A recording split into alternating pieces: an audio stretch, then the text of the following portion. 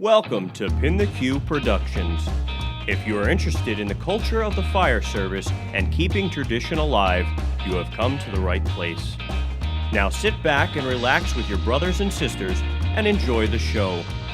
Be sure to like and subscribe on all social media platforms, Instagram, Facebook, and YouTube. For more information on PintheQ Productions, visit www.pintheq.com. Everyone, welcome back to PintheQ Podcast, episode number 41, and we are in Jersey again, and this time we had a great opportunity to see this museum. Chris and I have been going back and forth looking at Instagram and kind of following the museum and seeing what was going on here, and I thought it'd be great to come and actually get a good feel of it firsthand, and boy, what a great experience it's been all day here, and I know I personally took a lot from this, and as we're walking back, Chris had mentioned to me that this has been one of his favorite ones, so we'd like to thank you. But before we go too far into this, why don't you tell everybody who you are? I'm Dave Horsnall. Grew up in this area, got involved with the museum project about 18, 19 years ago, and it's been a learning experience all along. Very worthwhile, enjoyable, challenging a lot, but that's how we get this done. So. Now, when we look around at all these different pieces, these exhibits that you have at this museum, what's so interesting is the backstory, how they got to here. And then we've heard like great stories about JF Kiley Construction, who donated their time and equipment to get a piece from 9/11 here, and then all of these pieces that are like local and then from out of the state. How much work goes into just that? Well. It's a lot of interaction with area fire departments across the state. Certainly, you mentioned our social media issues. That has been so important to the energy and the recent growth in our activities around the state. 2 years ago, we talked to somebody and they'd say, New Jersey Fire Museum? So now this social media platforms that we're using with the website, the Facebook page and the Instagram are just a tremendous benefit to make people aware of it. And therefore, we get donations. People come in on a Saturday morning and say, look, this was my grandfather's helmet. This was my father's jacket. Those kinds of things. And it's so much better than being in someone's basement. No one's going to see it, or someone's shed, or someone's attic. To be here where other people can enjoy seeing things.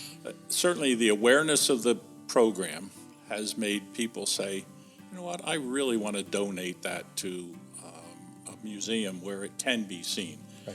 You saw a picture of, you've seen the real thing in the Crosswicks, the hand pumper that came from Crosswicks. That has kind of a personal thing for me because that's where I grew up. And that hand pumper is now in this collection. Right. It means so much. That is magnified by everybody that donates a mug, an axe, some tool, their grandfather's or their father's equipment. Right. That's the kind of emotion that develops and if you're interested in the fire service, wow, it just makes it so real. And one of the things I believe is Skip, correct? Right. Now Skip, his original fire chief's car and the very first fire chief's car for the Englishtown Fire Department is in that garage. Right. And it's so great that he's here now and able to see that anytime he wants. He can go out there and feel that piece of history of his own nostalgia. Yeah, and that's exactly what I was talking about with the Crosswicks piece, and there's others too. You have a picture of the Manitou rescue truck. We just found out today that your cohort in this effort was a junior or a rookie member of that department when the fellow that's on our board of directors, Dale, bought it and drove it out of the driveway. And we see a picture today. I mean, that's exciting. It puts, makes everybody feel so involved. We're fortunate. And just what you said now, I mean, Chris Applegate, who we're speaking of at this very moment, was, as we're walking in here, and I looked to the left and I saw the open bay, and I saw the rescue sitting there, and I was like, holy crap. I knew he was going to freak out as soon as he saw it. And as soon as his eyes lit up, and like you said, he was a junior member when his first ride was in that rescue. So those things are so special, and especially, you understand those as you do. But many people watching too have those those feelings of nostalgia and want to keep and preserve all these pieces of apparatus and equipment. And I think what you're doing here is so important. It is very rewarding. You saw equipment out in the big barn from Kingston, and those gentlemen went and bought that truck back from a private collector to donate to us because they wanted to have it in this museum. Right. Unit from up in North Jersey, Goodwill Fire Company. They're coming now because they learned about us and they want these things preserved, and it's expensive and hard for a small community to maintain the space for their apparatus. And when the generations change, they want it not to be sold off to a scrapyard or something of that sort. They've taken good care of the equipment, and they want to see it that way. And that's the beautiful part about what you're doing here is you're allowing individuals to keep and preserve these pieces, and they're not rotting away somewhere. Right. And it's a shame to think that you and I both know there's amazing pieces out there right now rotting in some garage, covered with bird poop, and you have raccoons running through them and ripping up the upholstery. And we talked about that this morning. So when we moved, maybe to tell you about when we moved a lot of the Ernie Day apparatus collection out of the state barn down at Battleground.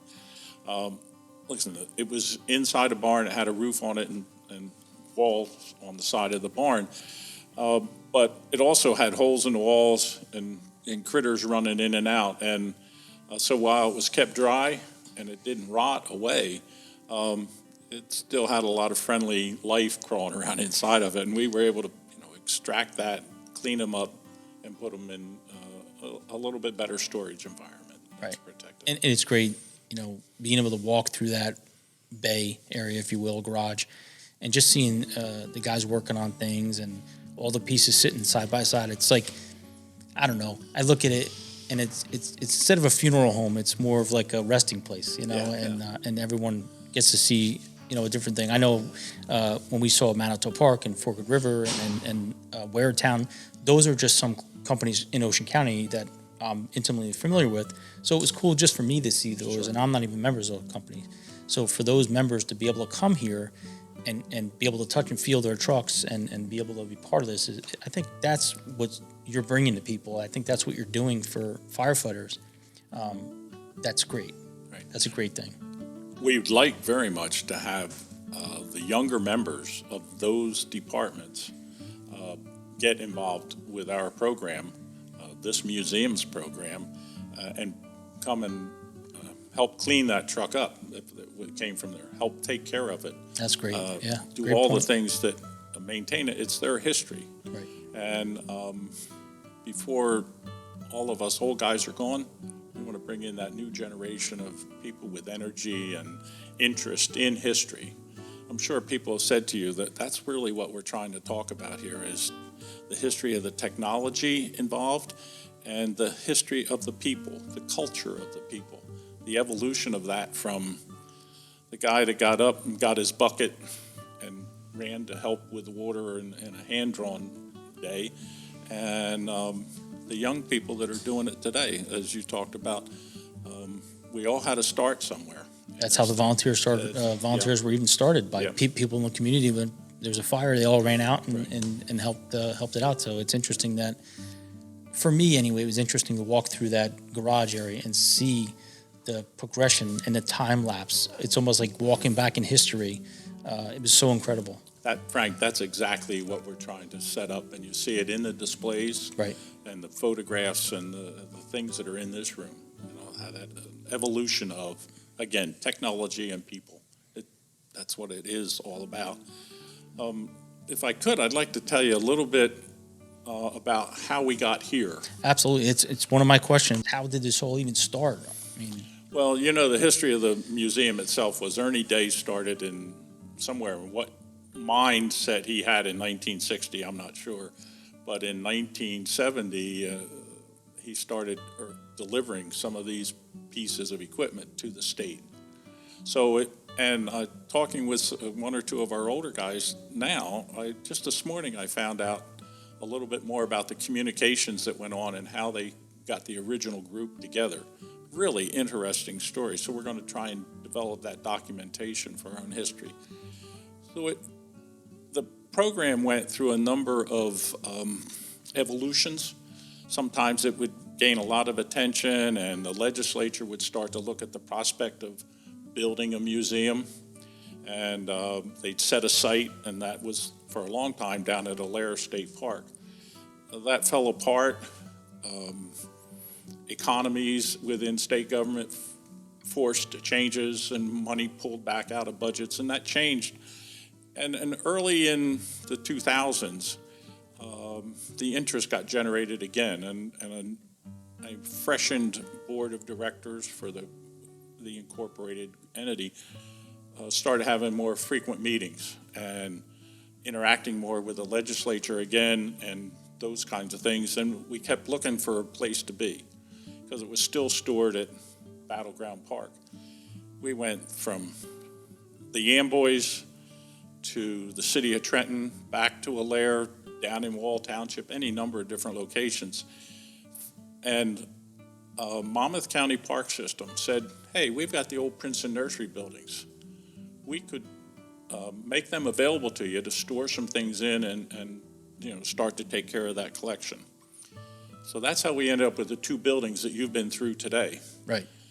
So thanks to the Monmouth County Freeholders and the Monmouth County Park Commission, that's how we got these two buildings. And our vision began to change. We realized that we could actually have an active museum where people can do things. But then we realized we needed more ground. Mm-hmm. If you're going to bring out a truck and lay some hose or whatever, you have to have water supply and a space to do it. We looked more at this site and started to really build our hopes that this be our permanent home. Continue to work with the county, interact with the state, the DEP park system, which is part of the whole program. And we've been fortunate enough to begin to expand our footprint. The picture you have of our site plan right. Goes from being just two buildings where we are now, and then in the very near future, about 4 more big buildings that we'll be able to use for maintenance of equipment, storage, parts storage. You saw how full the building is out here. Absolutely. And ultimately, then the final, well, I should never say final, but would be the inclusion of a pond and a 40,000 square foot building for storage.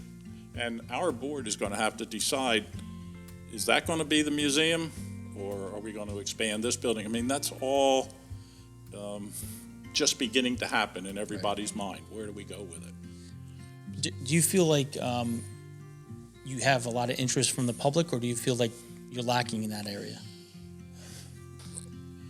I think we're lacking in the sense that we're just getting that Instagram social media thing going and growing it. Exposure with your program is going to be of immense benefit and give us more exposure to the general public. We need to grow outside of the fire service with interest. And so history, we can't change the history of what went on, and we need to be able to explain that and tell people about it and make it interesting and enjoyable for families with young children. You know about the farms that they run in the county park system, right. Working farms, right. Where they milk cows and plow with horses and whatnot. So important today. Yeah. Oh my gosh.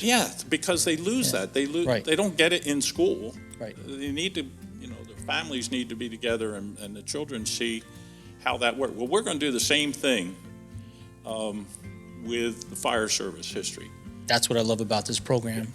That's what I love about what you're doing, and this is why I wanted to be part of this, because quite frankly, the only reason I found this or even knew about this was over Instagram. Your Instagram page is doing very well, being managed very well. You're putting good content out there, and that's really what drew me to this. Before that, I didn't know anything about this, and I've been in the fire service for 27 years. So that proves the point. Right. The public didn't know about us, and particularly, there were many people in the fire service didn't know. You've met Laura. Yes. Laura Boegeman, and she is the one that's doing our Instagram and our Facebook page, and working with a fella, Bud, that's doing the website. And so we've learned how to do that better. Right. More exciting, more interesting, more vibrant.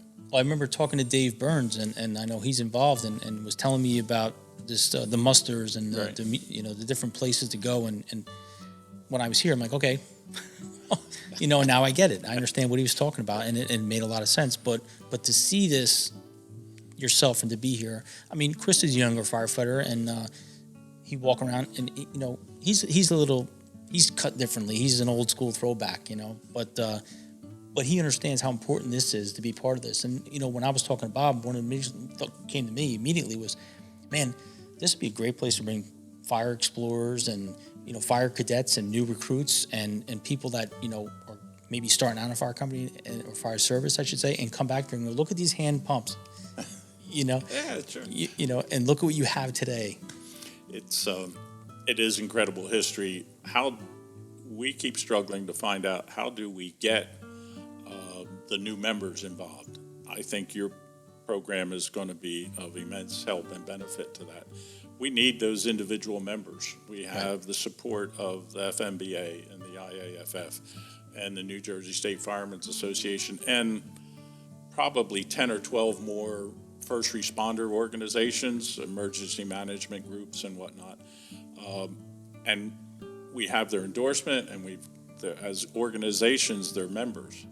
What I want to do is to convince all the Chris's of the world that a $25 membership fee is not a lot to pay for preserving the history of what we have here. Absolutely. We'd love them to come out and polish trucks and mow grass and paint inside of the building and help us move things around. Now that we can, now that we have all this stuff in our possession. Right. So we're all very much interested in promoting that individual membership, and they can go to our website, Instagram. Laura has it out there where you can see it and how to do it. What I love is how this building is laid out. You walk through the lobby and then immediately you're hit with Ernest Day and explains to you why this is here. And then you move on to the foundation and the fallen firefighters, which is so important that you have that. Then you walk down here and then you get to see the inside of this beautiful museum, and you get to walk around and see these artifacts, if you will, and these exhibits. And then you move out to the bay and garages. So there's so many things here that it's fun because you keep walking and then you find something else. You keep walking and you find something else. And I found with Chris, we kept kind of pulling each other's elbows, like, hey, look at this, or hey, look at that. Take that picture. There's so much to take in here, which I think is so incredible. Looking at all of this, tell me what it means to you personally to see this where it is right now. There's one of our new members, board members, says it's fun. Okay, that's why they're involved. They're having fun at it. And over the 20 years or so that I've been involved with it, it hasn't always been fun, and even now it's not always fun. But it swells your heart. You feel good about the energy that you've put in, and the people you work with, the other members that come and really dedicate hours and hours.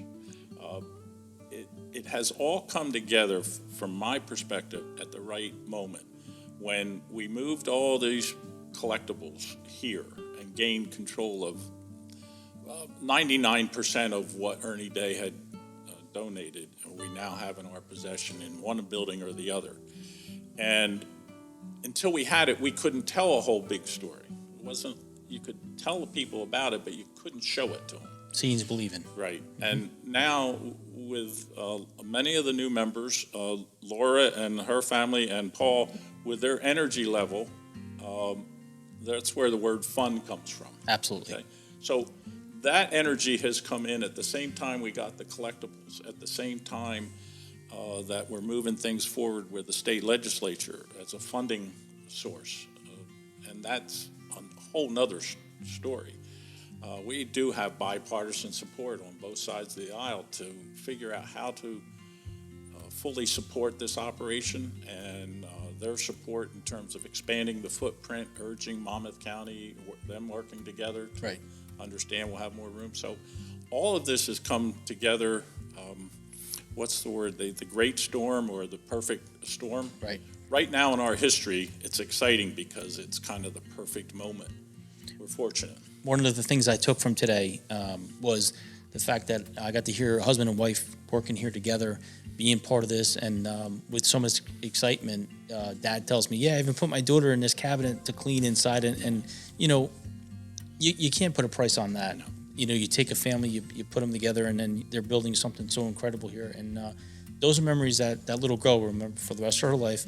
And on top of that, too, they were able to, during all this craziness, this COVID stuff, get away from that for a moment and be able to come here and be part of something like that.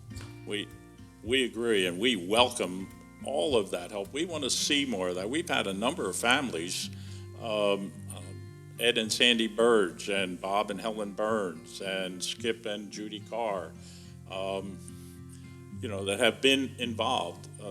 They didn't have all the young children to bring, Right. like the Boegemans have, all right? I guess Paul must get them up in the morning and tell them what they're going to do. I'm kind of kidding about that, but it's they're. I've come here on a Wednesday afternoon, and the one daughter's in here painting cabinets. It's great. And great. so there's nobody else here at that moment, but they're doing that, and it's that kind of thing. Well, you talked about Instagram, and incidentally, that's how I was able to see some of the progression of this museum. You see they post a picture of painting. Next thing, it's a rug, or it's hanging a photo. Whatever it is, it's great to see because it gets you an idea. It gives you an idea what's actually going on here. And this is all backbreaking work. This is all done on donations. That's the special part about this, and I've been saying this all day. That it's the dedication, that inner drive, and that passion for the fire service, which allows all this to come to fruition. I started out in Crosswicks, so that hand pumper is something special. Right. Then I belong to Allentown, which has an 1818 Perkins Jones double deck and pumper. So I've always had an interest in that antiquity kind of thing, or that older technology, and I've collected fire trucks. Like most everybody in this group, probably, if they don't have it right now, have had a fire truck in their barn or in their garage. Right. So there's a lot of passion for Absolutely, it and interest yeah. for it. Absolutely. And then even the library, we walk through the library, and when I see the library, I'm like, that's awesome. We can have all these old books in here, but there's more. It's bigger than that. It's Yeah. much more. He's talking about, the library is going to be used for personal reference. It's going to be used to educate firefighters looking to get promotional exams, to learn more about the fire service, to educate the public about the fire service. You wouldn't even think that. You would just think, they're old books you can read. Yeah. So for me, it was nice to hear that because I understand more about what you're trying to do here. It's much more than a place just to hang old fire stuff. This is a place to educate the public, a place to bring families together, a place to bring something that means something to someone and bring it here and not have it sit in a garage or a shed. Right. So it's great. It's a wonderful opportunity to educate people about the past, particularly in the fire service and their communities that they all come from. So we're looking forward to keep on growing, getting more active, support from the state. All of those things are going to be paramount to our ability to continue to be successful and grow more. Now I saw out in the lobby, you can purchase a brick, and Right. you can put anything you want on this brick. That's right. And what is it? What's the goal there? How can someone do that? Well, they can go to our Instagram site or our website and look at the paver application and order the paver online. If they have any questions, they know where to find us. We'll be glad to help them with the application. Great. For membership or in order for a paver. Awesome. And so that's great. And then you talk about the membership, which is only $25, which Yeah. is nothing. Excuse me, right now, through the end of the year, $25 will get you one of our T-shirts and a membership. Oh, great. So that's a big Everyone loves promotion. fire department T-shirts, right? Yeah. So, in closing, before we let you off the hot seat here, what's the goal? What's the goal of this whole building, this whole project? What is it? To become well known around the state and outside of the state about the collection, so that people come from all over to see it and appreciate what's there, to protect and preserve the history of the fire service, and again, the people involved. Incidental to that is the activities and having people involved in doing things, whether it's kids pulling a hand-drawn. I don't pull hand-drawns no more, forget it. I'm past that day, but, do that kind of thing. We want to have, we've got horse-drawn equipment out there. We're in the middle of horse country in New Jersey, this township that we're physically in. I have one of the politicians saying, Dave, you've got that horse-drawn stuff. We've got horses. Why aren't we pulling that stuff? Well, Assemblyman, when we get all the financing done, we'll be glad to have the horses pulled. So just to make it more well-known and protect the history and the culture of the people that were involved. If you could say something, because I know I'm a realist, I understand that you can't give everybody at one single time and say thank you. All these people who've been here helping you, all these people have been donating time and energy and time away from their families. You can't get them all. So this is your opportunity. What would you say to those people here? To the people active with our group? Yes. Don't give up. Don't stop. There's people in our group that have been involved in this since the 1970s, and they're still going strong, and they love what's going on now. They see the growth. They see the vibrancy of the exhibits and all those kinds of things that are going on. To our people today, I'd say we're not going to stop. We are on a roll. We've got the energy. We may not be in fifth gear, but we're somewhere between third and fourth and still rolling along and doing good. So don't stop. Bring our friends in. Keep working hard. And we're going to keep looking for the support from the government agencies that have the responsibility to do that. Awesome. Now you have an open house coming up. When is that? Yeah, see, we get so caught up in it, we forget all the good things that are happening. September the 27th, we have an open house. We think this year, because of Instagram and because of the other successes we're having, that we're going to have a big turnout this year. Really looking forward to that with a lot of visitors. So we're going to have a lot of programs going on, and we have people bringing in some of their own trucks to put them on display. That's September the 27th. The important part of that also is we have a memorial service in the afternoon. And that's 1 o'clock, correct? That's at 1 o'clock. And it really is we will be recognizing the dedication of the fire service people, and specifically those folks who suffered line of duty deaths. This year we'll be memorializing 2019. 2019. Celebrating the lives of those people, and I think it's only one at this point that I remember for 19. But memorializing their life and who they were and what they did and how they did it. And our memorial here on this piece of ground we call it the interim memorial. It was being ignored, we felt, for too long. So we have an interim memorial.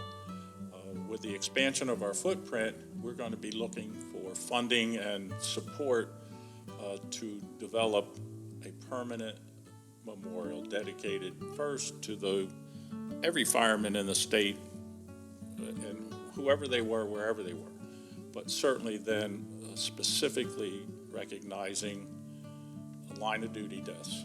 I know the New Jersey Firemen's Association is doing a fantastic job trying to preserve that history as well, and making sure that firefighters are recognized in line of duty deaths.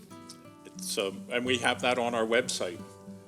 Those that have in this year suffered that tragedy, and they need not to be forgotten. Absolutely, and I think you're doing that already, making sure that nothing's forgotten in all this. So, sir, I appreciate you having us here. It was a great day. We enjoyed it very much.